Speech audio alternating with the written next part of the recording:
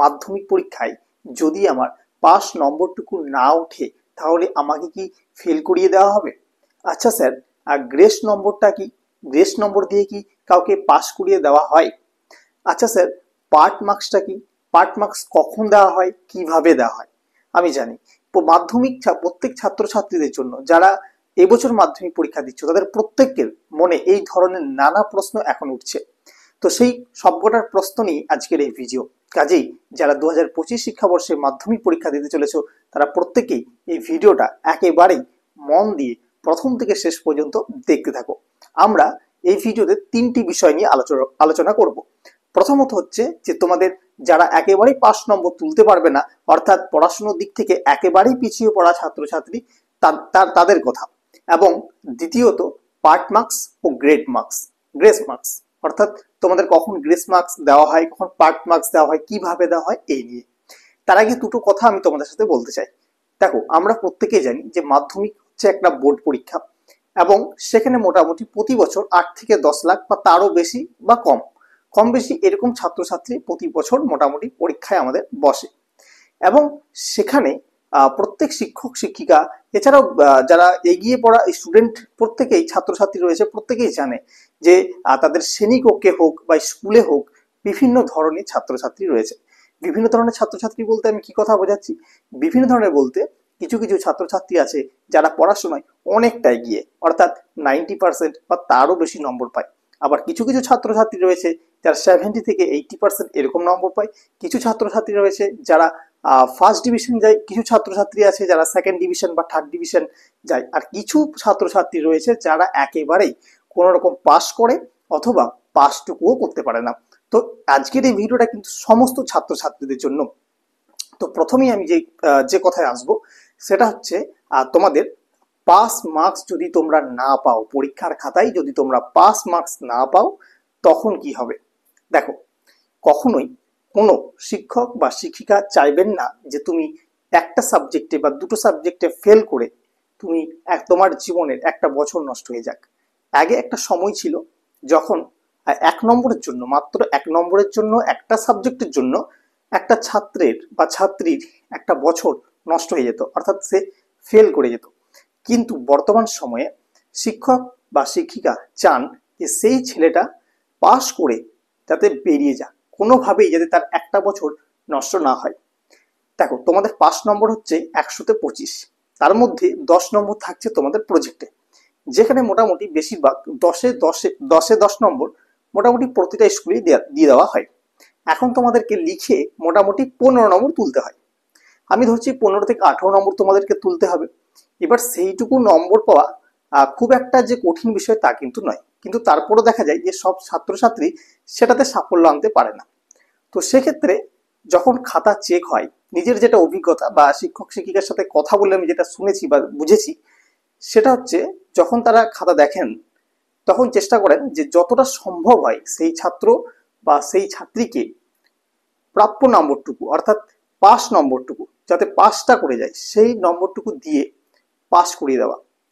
তার মানে কি তুমি খাতাটা সাদা জমা দিয়ে আসবে, তোমাকে 18 নম্বর বা 15 নম্বর দিয়ে দেবে? না, এরকম না। ধরো তোমাকে প্রজেক্টে 10-এ 10 দিয়ে দেওয়া হয়েছে, এখন তোমার 15 নম্বরে তোমাকে পাস করতে হবে, মানে লিখে তোমাকে 15 তুলতে হবে। এবার দেখা গেল যে 15 নম্বরের মধ্যে তুমি 12 নম্বর পাচ্ছ। প্রথমে শিক্ষক বা শিক্ষিকা যিনি খাতা দেখছেন তিনি চেষ্টা করবেন যে তুমি যতটা লিখেছো প্রতিটা জায়গায় চেক করবেন যে কোনো জায়গায় যদি নম্বর দিয়ে তোমাকে 5 নম্বরটুকু দিয়ে দেওয়া যায় তাহলে খুব ভালো হয়। এটা তিনি বারবার চেষ্টা করবেন।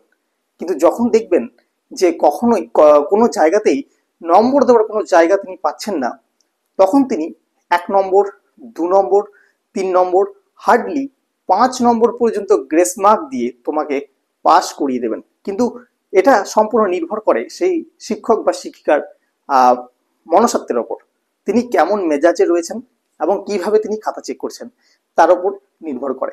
এবার কখনো কখনো কোনো শিক্ষক শিক্ষিকা কিন্তু সেই গ্রেস মার্কটা দেন না, ঠিক আছে, কিন্তু যথাসাধ্য বেশিরভাগ শিক্ষক শিক্ষিকা চেষ্টা করেন যে সেই নম্বরটুকু দিয়ে পাস করে দেওয়া, 3, 4, 2, 5 এরকম গ্রেস মার্ক মোটামুটি দিয়ে তাকে পাস করিয়ে দেওয়া যায়।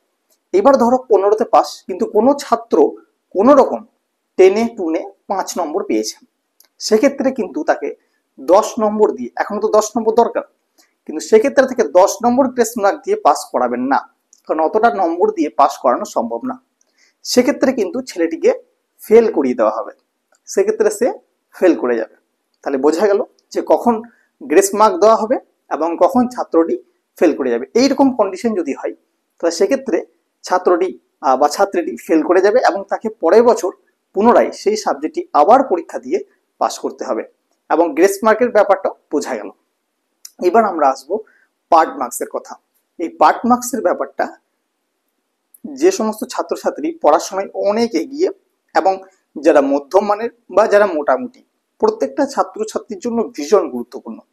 কেন আমি বলছি এ কথা? দেখো, পার্ট মার্কস তোমাদের প্রতিটা সাবজেক্টে কিন্তু থাকে। আগে একটা সময় ছিল যখন পার্ট মার্কস বলে কিছু ছিল না, কিন্তু বর্তমানে তোমাকে পার্ট মার্কসের ব্যবস্থা করে দেওয়া হয়েছে। অর্থাৎ তুমি যদি যেটুকু লিখবে সেটুকুর জন্য তোমাকে অল্প আদ্র হলেও নম্বর দেওয়া হবে। উদাহরণস্বরূপ বলি, এবং এর এর জন্য তোমাদের কি করতে হবে সেটাও কিন্তু আমি শেষে বলবো, তো ভিডিওটা দেখতে থাকবে, অনেক কাজের কথা আছে। তো দেখো, ধরো তুমি ইতিহাসের 8 নম্বরে একটা কোশ্চেন লিখছো, কোশ্চেনের অ্যান্সার লিখছো। এবার মোটামুটি তোমাকে 7-8টা পয়েন্ট দিতেই হবে ভূমিকা উপসংহার নিয়ে। এবার হয়তো তুমি তোমার পরীক্ষার সময় তোমার সব পয়েন্টগুলো মনে পড়ছে না, তুমি ভূমিকা নিয়ে 4টি পয়েন্ট লিখলে, আর তুমি লিখতে পারছো না বা তুমি ভুলে গেছো। তো এবার তুমি ছেড়ে দিয়ে যদি চলে আসো, তো যখন এক্সামিনার খাতা চেক করবেন তখন ওইটুকুর জন্য যে তোমাকে কেটে দেবে পুরোটা লিখে নি নম্বর দেওয়া হবে না, এরকম কিন্তু না। তোমার ওইটুকু লেখা যদি সঠিকভাবে হয় তোমাকে মোটামুটি 2, 3, 4, শিক্ষক বা শিক্ষিকার মনের উপর নির্ভর করছে যে তিনি কতটা দেবেন, তুমি কিছুটা হলেও নম্বর তুমি সেক্ষেত্রে পাবে। এটাই পার্ট মার্কস। অঙ্কের ক্ষেত্রে এই জিনিসটা খুবই প্রযোজ্য, খুবই খাটে। কারণ দেখবে তোমাদের যে রাশি বিজ্ঞানের অঙ্কগুলো রয়েছে একেবারে শেষের দিকে, সেগুলো 4 নম্বরে 2টি আসে। এবার সেই 4 নম্বরে কিন্তু পার্ট মার্কস থাকে, ঠিক আছে? ওগুলো শিক্ষক শিক্ষিকা যিনি খাতা দেখেন তাদের কিন্তু একটা ইনস্ট্রাকশন দেওয়া হয়, একটা পেজের মতো দেওয়া হয়, এবং সেখানে সব ইনস্ট্রাকশন লেখা থাকে, কখন নম্বর দিতে হবে, কখন ফুল নম্বর দিতে হবে, কোথায় কাটতে হবে, কি লেখা থাকলে কাটতে হবে, কি লেখা থাকলে বেশি দিতে হবে, এই সমস্ত কিছু তাদের ইনস্ট্রাকশনে দেওয়া থাকে। এবার ধরো তুমি একটা রাশিবিজ্ঞানের অঙ্ক করছো, সেই অঙ্কে কিন্তু পার্ট মার্কস থাকে। প্রথমত যে টেবিলটা তোমরা বানাবে এবং ক্যালকুলেশন করবে তার জন্য 1 নম্বর। দ্বিতীয়ত যে সূত্রটা তুমি লিখবে, তোমাকে যদি গড় বের করতে দেয় তাহলে গড়ের সূত্রটা লিখবে, তুমি যদি মধ্যমা বের করতে বলে তাহলে তুমি মধ্যমা সূত্রটা লিখবে, সেই জন্য 1 নম্বর থাকে, ঠিক আছে? ওই যে তোমাদের যে মানগুলো অর্থাৎ F1, F0, H, A এর মানগুলো সঠিকভাবে বসানোর জন্য 2 নম্বর থাকছে, এবং অ্যান্সারটা সঠিক আনার জন্য 1 নম্বর। তাহলে মোট হচ্ছে তোমাদের 4 নম্বর এক্ষেত্রে থাকে। এবার ধরো কোনো ছাত্রছাত্রী পুরো অঙ্কটি করতে পারলো না, সে শুধুমাত্র টেবিলটা করে দিয়ে মোটামুটি সূত্রটা নামিয়ে এসছে, সে কিন্তু 3 নম্বর পাবে। মানে ক্যালকুলেশনে যদি অল্প আদ্র করে আসে সে কিন্তু 2 থেকে 3 পাবে মোটামুটি, ঠিক আছে? আচ্ছা, আরো কিছু কথা আছে। ধরো তুমি কোনো একটা অঙ্ক করছো, করতে করতে তোমার কোনো মতেই অঙ্কটা মিলছে না। এবার কি করা হয় না, কোনো কোনো ছাত্রছাত্রী কি করে, যখন মিলে না তখন অঙ্কটা পুরোই কেটে দেয়। তো এটা কিন্তু একেবারেই করবে না, কারণ এখন যেহেতু পার্ট মার্কসের ব্যাপারটা রয়েছে, তো সেক্ষেত্রে তোমার যদি অল্প আদ্র ঠিক হয় তাহলে তুমি কিন্তু সেটার জন্য 1-2 নম্বর তুমি পেতে পারো। সুতরাং তোমার যদি না মিলে তুমি কিন্তু অঙ্কটাকে মানে কেটে দিয়ে আসবে না, তুমি রেখে আসবে, তোমার হাতে যখন কিছুই করার নেই।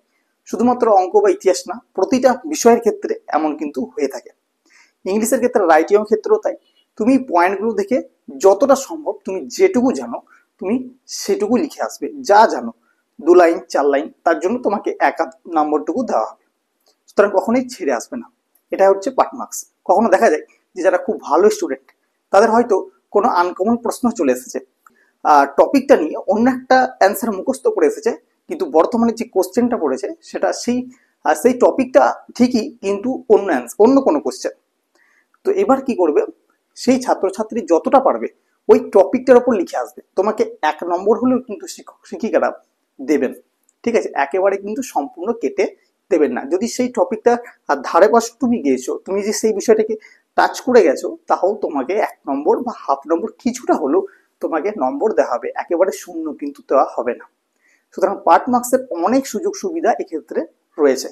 তো এই পার্ট মার্কসের এই যে সুযোগ সুবিধাটা রয়েছে এটা ব্যবহার করে তোমরা কিন্তু অনেক বেশি নম্বর পেতে পারো। আর তোমাদের যে গ্রেস মার্ক রয়েছে সেটা কিন্তু শুধুমাত্র সেই সমস্ত ছাত্রছাত্রীরা যারা কোনো রকম পাস করবে, একেবারেই পড়াশোনার দিক থেকে যারা পিছিয়ে, তো এই ছিল আজকের আলোচনা। আশা করছি ভিডিওটি ভালো লাগবে। যদি ভিডিওটি ভালো লেগে থাকে অবশ্যই একটা লাইক করবে আর বন্ধুদের মধ্যে শেয়ার করবে। আর যদি নতুন দর্শক হয়ে থাকো চ্যানেলটা কিন্তু সাবস্ক্রাইব করতে একেবারেই ভুলবে না। ধন্যবাদ।